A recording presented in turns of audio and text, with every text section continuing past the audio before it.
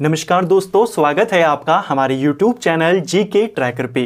देखिए फ्रेंड्स, आज के वीडियो में हम बात करेंगे जो हमारी एक सीरीज है इंडियन ज्योग्राफी डिटेल सीरीज, जिसमें हम भारत के भूगोल को यहाँ पर डिटेल में कवर कर रहे हैं। अभी तक हमने इस सीरीज में 27 क्लासेस को कवर कर लिया है और इंडिया की ज्योग्राफी के जो इंपॉर्टेंट टॉपिक्स थे उनको चैप्टर वाइज हर एक क्लास में कवर करते हुए आए हैं।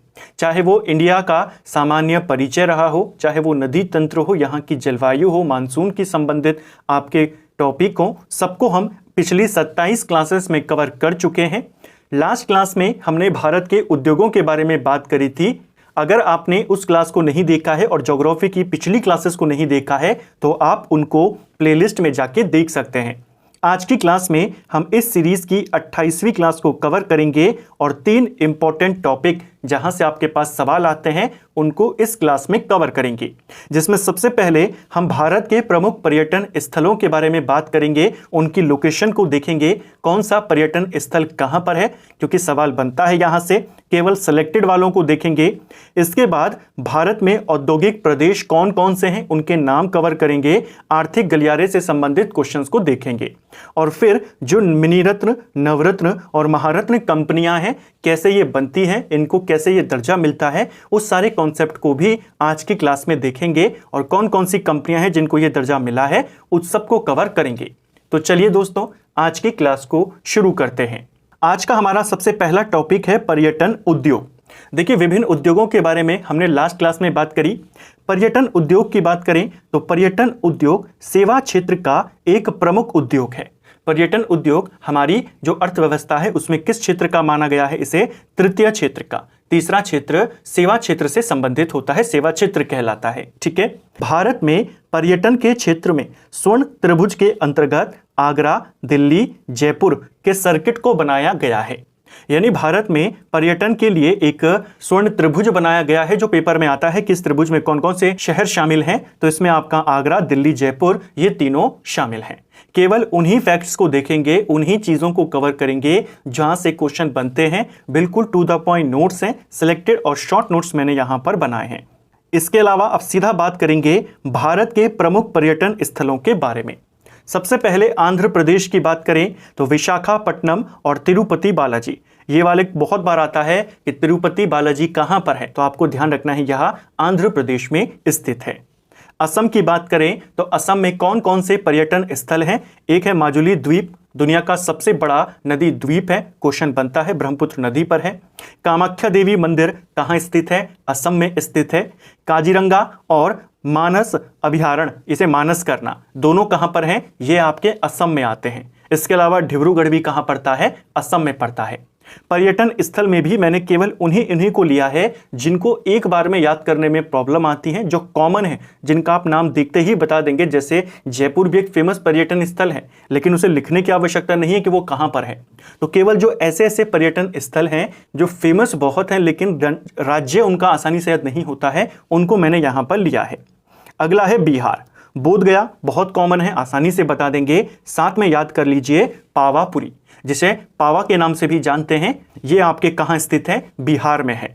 छत्तीसगढ़ की बात करें तो चित्रकूट जलप्रपात, कांगेर घाटी नेशनल पार्क, दोनों कहां हैं? छत्तीसगढ़ में स्थित हैं। गुजरात में आपका लोथल है। लोथल बहुत बार आया है कि लोथल जो सिंधु घाटी सभ्यता का एक स्थल है, किस राज्य में आता है? ये आपके गुजरात में है। इसके अलावा गिर जंगल, ये भी गुजरात में है। और सोमनाथ का प्रसिद्ध मंदिर, सोमनाथ मंदिर कहां है? ये भी गुजरात में है। ठीक है। हरियाणा की बात करें तो कुरुक्षेत्र, पानीपत, कैथल, कैथल को लेकर के सवाल बनता है क्योंकि यहीं पर इसी के नजदीक रजिया सुल्तान और उनके पति की हत्या करी गई थी, तो सवाल बन जाता है। इसके अलावा पिंजौर, ये सब आपके पर्यटन स्थल हैं, कहां पर हैं? हरियाणा में आते हैं। हिमाचल प्रदेश की बात करें तो रोहतांग दर्रा, डलहौजी, इसके अलावा स्पीति घाटी। डलहौजी नामक शहर किस राज्य में है? सीधा सवाल बनता है, तो ये आपके हिमाचल में है। ठीक है। झारखंड की बात करें तो पारसनाथ पहाड़ी कुछ समय पहले काफी ज्यादा चर्चा में रही थी, तो इसको भी ध्यान रखेंगे। जैन धर्म का एक काफी पवित्र इसे माना जाता है। समेध शिखर आपका यहां पर है और साथ में खुंटरू जलप्रपात, ये दोनों कहां है? झारखंड में स्थित हैं। कर्नाटक की बात करें तो गोल गुंबद, इसको लेकर भी सवाल कई बार बना है, गोल गुंबद कहाँ है, तो ये आपके कर्नाटक में है, इसको ध्यान रखेंगे। हम्पी विजयनगर के खंडर हमें जहां से मिलते हैं, विरूपाक्ष मंदिर, एहोल, वेल्लारी और बादामी। वादामी को वातापी भी लिखा जाता है, तो ये भी कहाँ है, आपका कर्नाटक में पड़ता है। अगला है हमारा मध्य प्रदेश। मध्य प्रदेश में सांची स्तूप स्थित है। देखिए सांची स्तूप मध्य प्रदेश में है और जो सारनाथ है वो उत्तर प्रदेश में आता है। ठीक है, खजुराहो के मंदिर ये भी हमारे कहाँ है, मध्य प्रदेश में है। इसके अलावा एमपी के और भी पर्यटन स्थल हैं जैसे उज्जैन, लेकिन वो नाम से ही आप बता देंगे कि ये मध्य प्रदेश में है। ये दोनों बहुत बार आते हैं, साथ ही सांची का स्तूप और खजुराहो। अगला है महाराष्ट्र। महाराष्ट्र में एलिफेंटा की गुफाएं हैं, इसके अलावा अजंता की गुफाएं हैं, एलोरा की गुफाएं हैं। ये तीनों गुफाएं कहाँ इनकी लोकेशन है, ये आपके महाराष्ट्र में है। इसके अलावा प्रसिद्ध पर्यटन स्थल खंडाला, ये भी वहीं पर है। महाबलेश्वर, ये भी महाराष्ट्र में है, और गेटवे ऑफ इंडिया। ठीक है, मणिपुर की बात करें तो मणिपुर में आपका लोकतक झील है। इसके बारे में सवाल आता है, किस राज्य में है, मणिपुर में है। और उखनूल की पहाड़ियां, ये भी मणिपुर में स्थित हैं। मेघालय की बात करें तो गारो, खासी, जयंतिया पहाड़ियां, ये अलग अलग पहाड़ियां हैं जो आपके मेघालय राज्य में आती हैं। ठीक है, उड़ीसा की बात करें तो कोणार्क सूर्य मंदिर, पुरी का जगन्नाथ मंदिर, चिल्का झील, उदयगिरी की गुफा, भीतरकनिका, ये सब आपके कहां पर हैं, उड़ीसा में स्थित हैं। राजस्थान की बात करें, माउंट आबू, बहुत बार सवाल आता है माउंट आबू कहां है, तो ये आपके राजस्थान में है। केवलादेव राष्ट्रीय उद्यान, ये भी राजस्थान में आता है। सिक्किम की बात करें तो सिक्किम से आपको कंचनजंगा पर्वत श्रेणी को याद करना है, ये सिक्किम में स्थित है। अगला तमिलनाडु। तमिलनाडु में आपका कांचीपुरम है, तंजावुर है, इसके अलावा रामेश्वरम है, कन्याकुमारी है और साथ में ऊटी। ये वाला जो ऊटी है, ये अलग अलग परीक्षाओं में पूछा गया है कि प्रसिद्ध पर्यटन स्थल ऊटी कहां पर पड़ता है, तो ध्यान रखेंगे ये तमिलनाडु में पड़ता है। ठीक है, तेलंगाना की बात करें तो चार मीनार, हुसैन सागर झील, ये तेलंगाना में पड़ता है। और लास्ट में अंडमान निकोबार की बात करते हैं हम, द्वीपों की अगर शुरुआत करें तो सेल्युलर जेल, ये अंडमान में स्थित है। रॉस द्वीप, बेरन द्वीप, पोर्ट ब्लेयर, डिगलीपुर, ये सारे जो प्रसिद्ध पर्यटन स्थल हैं, ये सब आपके अंडमान निकोबार द्वीप समूह का पार्ट है। और एंड में लक्षद्वीप, लक्षद्वीप में कावारती है, मिनिकॉय है और आगाती है। तो ये आपके लक्षद्वीप के हैं और ये आपके अंडमान निकोबार के हैं। तो ये हमने भारत के प्रमुख पर्यटन स्थलों को देखा। जो कॉमन है, जैसे मैंने शुरुआत में कहा, उनको नहीं देखा, जिनके नाम से ही आप पहचान जाएं। जैसे अगर हम उत्तराखंड की बात करें तो बद्रीनाथ धाम, केदारनाथ धाम, हरिद्वार, ऋषिकेश, मसूरी, इनका आप नाम से बता देंगे कि ये सब उत्तराखंड में स्थित हैं। बाकी जो इंपॉर्टेंट वाले थे सभी को हमने यहाँ पर देखने का प्रयास किया। अब बात करते हैं भारत के औद्योगिक प्रदेश के बारे में। देखिए भारत को कितने औद्योगिक प्रदेशों में बांटा गया है, पहला क्वेश्चन आपके पास डायरेक्ट ये बनता है। औद्योगिक क्षेत्र यानी कि एक ऐसा क्षेत्र जहां पर कारखाने ज़्यादा हैं, वहां की जनसंख्या कारखानों पे ज़्यादा डिपेंड है, मैन्युफैक्चरिंग के काम में ज़्यादा इन्वॉल्व है, लोग वहां पर कृषि से ज़्यादा, सेवा क्षेत्र से ज़्यादा औद्योगिक क्षेत्र में रोजगार कर रहे होंगे, वो आपका औद्योगिक प्रदेश कहलाते हैं। भारत को 8 प्रमुख औद्योगिक प्रदेशों में और 13 लघु औद्योगिक प्रदेशों में विभाजित किया गया है। सवाल डायरेक्ट बनता है कितने प्रमुख औद्योगिक प्रदेशों में बांटा गया है, तब आप कहेंगे 8, और कितने लघु औद्योगिक प्रदेश हैं भारत में, तब आप कहेंगे 13। ठीक है, इनके नाम याद कर लीजिए। नाम पूछ लिया जाता है कि कौन इनमें से औद्योगिक प्रदेश है और कौन इनमें से नहीं है। जैसे मुंबई पुणे औद्योगिक प्रदेश है, ये प्रमुख हैं, जो 8 प्रमुख वाले हैं ये उनके नाम हैं। इसके अलावा हुगली कोलकाता औद्योगिक प्रदेश है, इसे शॉर्ट में कई बार केवल हुगली औद्योगिक प्रदेश कह दिया जाता है। तीसरा है बेंगलुरु चेन्नई औद्योगिक प्रदेश। बेंगलुरु चेन्नई औद्योगिक प्रदेश को कुछ जगहों पर बेंगलुरु तमिलनाडु औद्योगिक प्रदेश भी लिखा है, दोनों एक ही बात है। इनके अंतर्गत क्या क्या चीजें हैं वो ज्यादा नहीं पूछी जाती हैं, केवल इनके नाम को याद कर लीजिए और मैप के माध्यम से इनकी लोकेशन को देख लीजिए, आपको आइडिया हो जाएगा। गुजरात औद्योगिक प्रदेश एक इसमें आता है, इसके अलावा छोटा नागपुर औद्योगिक प्रदेश है, विशाखापट्टनम गुंटूर औद्योगिक प्रदेश है, गुरुग्राम दिल्ली मेरठ औद्योगिक प्रदेश और साथ में कोल्लम तिरुवनंतपुरम औद्योगिक प्रदेश। तो ये हमारे 8 प्रमुख औद्योगिक प्रदेश हैं। जैसे मैंने कहा डायरेक्ट सवाल आता है कितने औद्योगिक प्रदेशों में बांटा गया है भारत को, तो 8 प्रमुख और 13 लघु। 8 प्रमुखों के नाम हमने देखे, 13 लघु औद्योगिक प्रदेश हैं। केवल संख्या को याद कर लीजिए कितने हैं। अभी तक इतना डीप में नहीं आया है कि 13 के 13 नाम आपको याद करने होंगे, फिर भी एक बार नोट जरूर करें। सबसे पहले अंबाला अमृतसर लघु औद्योगिक प्रदेश पंजाब में है, सहारनपुर मुजफ्फरनगर, इंदौर देवास उज्जैन, जयपुर कोल्हापुर, उत्तरी मालाबार, मध्य मालाबार, आदिलाबाद निजामाबाद जो तेलंगाना में पड़ते हैं, भोजपुर मुंगेर, इसके अलावा दुर्ग रायपुर छत्तीसगढ़ में, बिलासपुर कोरबा छत्तीसगढ़ में, ब्रह्मपुर घाटी असम और प्रयागराज वाराणसी मिर्जापुर ये आपके उत्तर प्रदेश में। तो ये 13 लघु औद्योगिक प्रदेश हैं जिनकी आपको संख्या याद करनी है कि कितने हैं, और 8 प्रमुखों के आपको नाम याद करने हैं कि कौन कौन से हैं। ठीक है, औद्योगिक प्रदेशों के अलावा देश में औद्योगिक गलियारे इंडस्ट्रियल कॉरिडोर भी बनाए गए हैं। अब कितने कॉरिडोर हैं जो बने हैं या बनाए जाने हैं, उनको लेकर सवाल बनते हैं, उनको अब देखते हैं। देखिए, देश में औद्योगिक विकास को बढ़ावा देने के लिए इसके अंतर्गत विनिर्माण क्षेत्र पर विशेष रूप से ध्यान केंद्रित करने के लिए भारत सरकार के द्वारा औद्योगिक गलियारों को विकसित करने की योजना है। यानी जो हमारे विनिर्माण क्षेत्र हैं, मैन्युफैक्चरिंग यूनिट्स हैं, जो हमारे द्वितीय क्षेत्र के अंतर्गत आते हैं सारे उद्योग, उनको और ज़्यादा विकसित करने के लिए, और ज़्यादा उनको बढ़ावा देने के लिए सरकार आर्थिक गलियारों का निर्माण करेगी। इसके तहत आधारभूत सुविधाओं के विकास में विशेष ध्यान दिया जाएगा और इसके लिए माल ढुलाई के लिए डेडिकेटेड फ्रेट कॉरिडोर का विकास किया जाना है।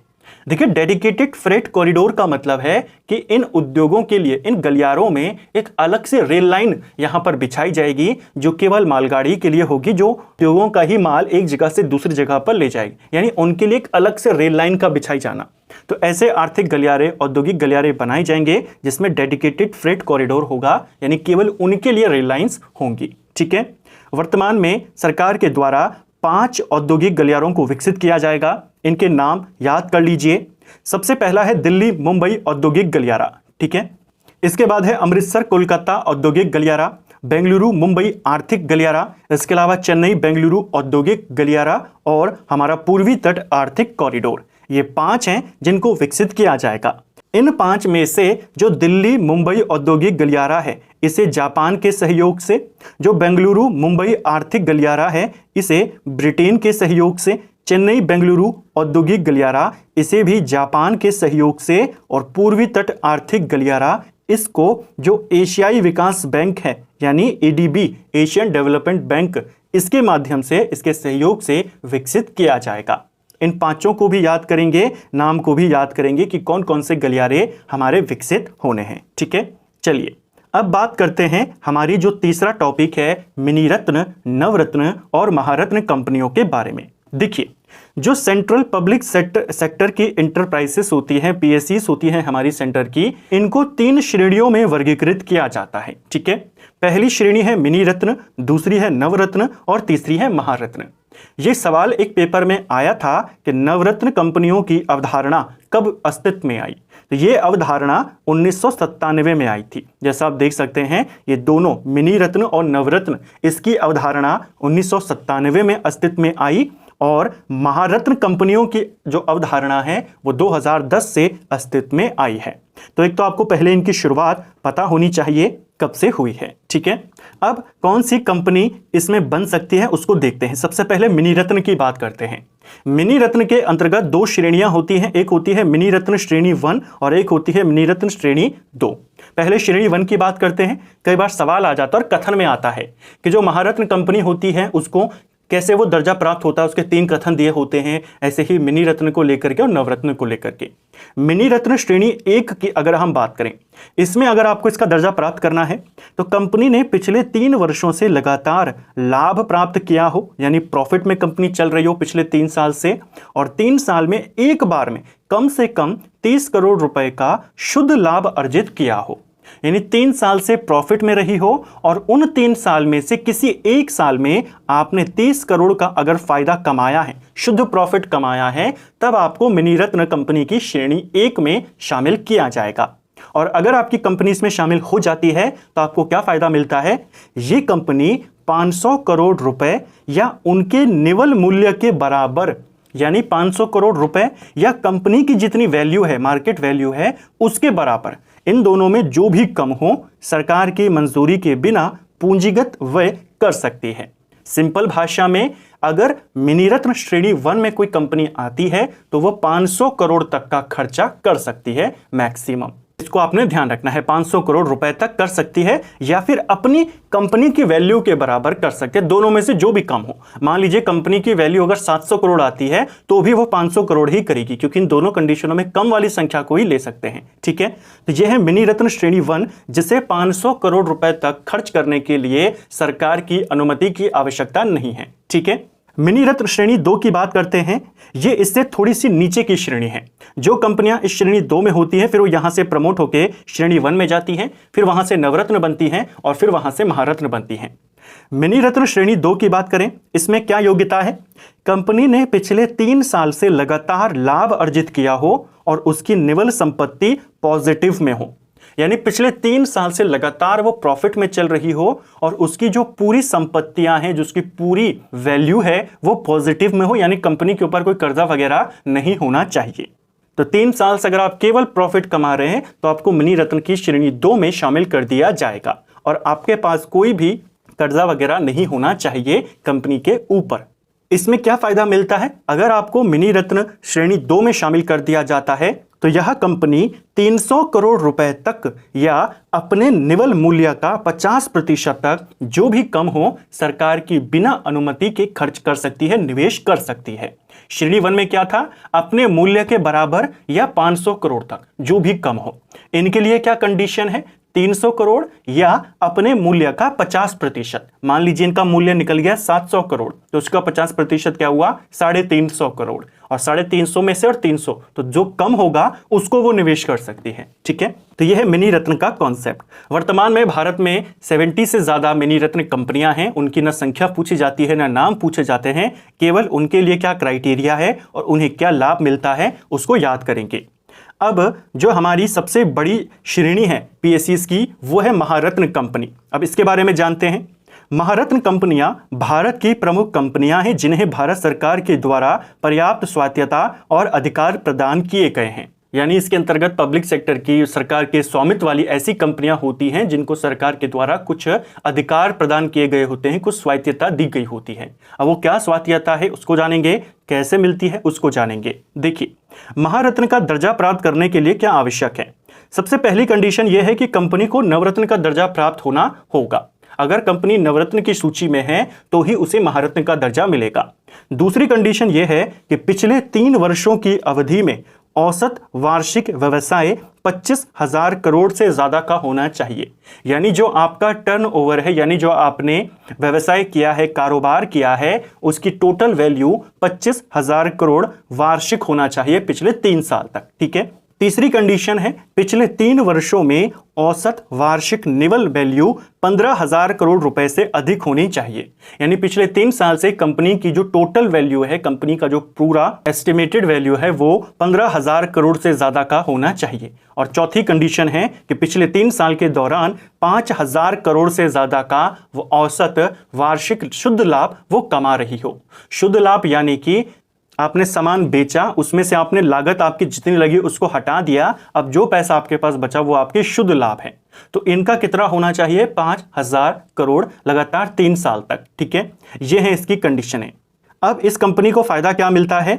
महारत्न दर्जे की कंपनी 5,000 करोड़ रुपए तक के निवेश के लिए सरकार से अनुमति लेने की आवश्यकता नहीं होती है। अगर कोई कंपनी है, महारत्न कंपनी है, तो वह 5,000 करोड़ तक का निवेश कर सकती है बिना सरकार की अनुमति के, और यही नंबर पूछा जाता है। मिनी रत्न श्रेणी 2 में 300 करोड़ तक का है, मिनी रत्न श्रेणी 1 में 500 करोड़ तक का है और महारत्न में यह संख्या 5,000 करोड़ है। भारत में महारत्न कंपनियों की बात करें, वर्तमान में इनकी संख्या 13 है। इनके नाम पूछ लिए जाते हैं, तो एक तरफ हमने कंपनियों के नाम लिखे हैं, दूसरी तरफ उनकी ये स्थापना वर्ष है। ठीक है, सबसे पहले है भारत हेवी इलेक्ट्रिकल लिमिटेड यानी BHEL, महारत्न कंपनी है, 1964 में बनी थी। गेल इंडिया 1984 में स्थापना हुई है इसकी। ये जो वर्ष हैं ये कंपनियों की स्थापना के हैं। ठीक है, इन्हें कब महारत्न का दर्जा मिला उतना डीप में नहीं जाता है examiner. National thermal power corporation NTPC 1975 में बनी थी। Steel authority of India SAIL 1973 में कंपनी बनी है, वर्तमान में महारत्न है। Coal India limited 1975, Indian oil corporation limited 1959, ONGC इसकी स्थापना बहुत बार आई है, एक महारत्न कंपनी है। बीपीसीएल 1952 में बनी थी, एचपीसीएल 1974 में। Power grid corporation of India ये कब बनी? 1989 में। पावर फाइनेंस कॉरपोरेशन, इसे पावर करना, पावर फाइनेंस कॉरपोरेशन ये भी कब बनी है, इसकी स्थापना हुई है 1986। ऑयल इंडिया लिमिटेड 1959 और ग्रामीण विद्युतीकरण निगम लिमिटेड 1969। तो ये भारत की वर्तमान की 13 महारत्न कंपनियां हैं। महारत्न कंपनियां, इनके नाम और इनके वर्ष आपको याद करने हैं, ठीक है। अगली जो श्रेणी है वो नवरत्न कंपनियों की है। जैसे मैंने आपको स्टार्टिंग में कहा, नवरत्नों की अवधारणा 1997 में शुरू हुई थी। नवरत्न कंपनी का दर्जा प्राप्त करने के लिए क्या क्या क्राइटेरिया होता है? देखिए, नवरत्न कंपनी का दर्जा अगर प्राप्त करना है किसी कंपनी को, पहला, उसे मिनी रत्न की श्रेणी 1 की कंपनी होनी चाहिए, तो ही वो नवरत्न में आ पाएगी। और दूसरा, पिछले 5 वर्षों में से 3 वर्षों में उसका जो कार्य है, जो रेटिंग उसको मिली है, वो या तो अच्छी या उत्कृष्ट की मिली हो, तो उसे महारत्न का, नवरत्न का दर्जा प्राप्त होता है, ठीक है। इसके अलावा अलग अलग मापदंड इसके होते हैं कि कंपनी के प्रति शेयर की आय कितनी है, कंपनी के क्षेत्रीय प्रदर्शन में कितना अंतर है, इसके अलावा कंपनी की शुद्ध लाभ से कितनी संपत्ति है, वो सारा आता है। उतना डिटेल में नहीं जाता है, केवल 2 क्राइटेरिया को याद कर लीजिए कि पिछले 5 में से 3 साल में या तो उत्कृष्ट की रेटिंग मिली हो या बहुत अच्छी की रेटिंग इसको मिली हो, और उसके साथ मिनी रत्न श्रेणी 1 में ये कंपनी होनी चाहिए। इसको फायदा क्या मिलता है नवरत्न को? नवरत्न कंपनी सरकार की मंजूरी के बिना एक परियोजना में 1000 करोड़ रुपए या उनके निवल मूल्य का 15% तक निवेश कर सकती है। तो इनको 1000 करोड़ तक निवेश करने की छूट होती है। जैसे मिनी रत्न श्रेणी 2 को 300 करोड़, श्रेणी 1 को 500 करोड़, नवरत्न को 1000 करोड़ और महारत्न को 5000 करोड़। यही वाला डेटा ज्यादा पूछा जाता है। वर्तमान में नवरत्न कंपनियों की संख्या 16 है। फिर से मैंने वैसे ही सूची बनाई है, एक तरफ कंपनी का नाम है, दूसरी तरफ उनकी स्थापना का वर्ष है। पहली कंपनी है भारत इलेक्ट्रॉनिक्स लिमिटेड, 1954 में इसकी स्थापना होती है। दूसरी है container corporation of India limited, ये आपके 1988 में बनी, वर्तमान में नवरत्न कंपनी है। हिंदुस्तान एरोनॉटिक्स लिमिटेड, ये 1940 में बनी थी। महानगर टेलीफोन निगम लिमिटेड MTNL 1986 में बनी। National building construction corporation limited 1960 में बनी। इसी प्रकार Neyveli lignite corporation India limited हो गई। Rashtriya Ispat Nigam limited, shipping corporation of India limited, engineers India, Rashtriya Khanij विकास निगम, इन सब को वर्तमान में नवरत्न कंपनी का दर्जा प्राप्त है और ये इनकी स्थापनाएं हैं, ठीक है। राष्ट्रीय केमिकल एवं fertilisers limited, national aluminium company limited NALCO, कुछ दिन पहले जब हमने उद्योगों में देखा था तो इसकी भी बात करी थी। रेल विकास निगम ONGC विदेश लिमिटेड, ONGC महारत्न है, ये ONGC विदेश लिमिटेड है, ये नवरत्न कंपनी है, 1965 में बनी। राइट्स इंटरनेशनल लिमिटेड और इरकॉन इंटरनेशनल लिमिटेड, ये वर्तमान में हमारी नवरत्न कंपनियां हैं। ये 74 में बनी, ये 76 में बनी। तो इनको भी आपने ध्यान रखना है कि महारत्न कंपनी कौन कौन सी हैं, नवरत्न कंपनियां कौन कौन सी हैं। इनकी संख्या को भी ध्यान रखेंगे कि महारत्न में वाली सूची में कितनी है और नवरत्न वाली में कितनी है। तो फ्रेंड्स, ये था हमारा आज का वीडियो, जिसमें हमने 3 इंपॉर्टेंट टॉपिक, भारत के जो प्रमुख पर्यटन स्थल हैं उनकी लोकेशन को देखा, औद्योगिक प्रदेशों को देखा, उनके नाम को कवर किया और मिनी रत्न, नवरत्न और महारत्न के कॉन्सेप्ट को समझने की कोशिश करी। उम्मीद करता हूं आपके सारे डाउट यहां से क्लियर हो गए होंगे। अब आपको मिनी रत्न, महारत्न और नवरत्न के जितने भी कॉन्सेप्ट थे कि इनको क्या क्या शक्तियां मिलती हैं, कितने अधिकार मिलते हैं, कितना ये खर्चा निवेश कर सकते हैं, वो सब आपको पता चला। अगर आपको ये वीडियो पसंद आई है तो वीडियो को लाइक करें, चैनल पर नए हैं तो सब्सक्राइब करें, अपने दोस्तों के साथ शेयर करें। वीडियो आपको कैसा लगा कमेंट बॉक्स में हमें ज़रूर बताएं। Thank you friends.